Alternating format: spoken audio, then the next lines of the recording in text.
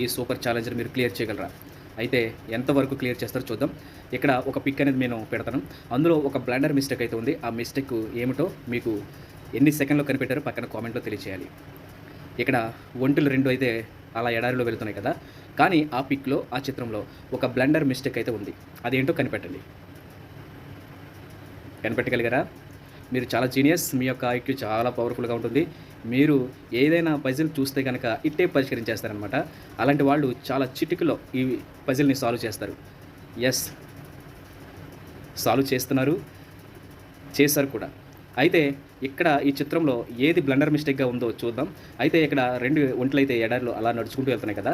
కానీ సూర్యుని ఎండ ఒక వైపున పడుతుంది. అయితే ఒంటెల నీడ పక్కన పడడం లేదు. గమనించారా?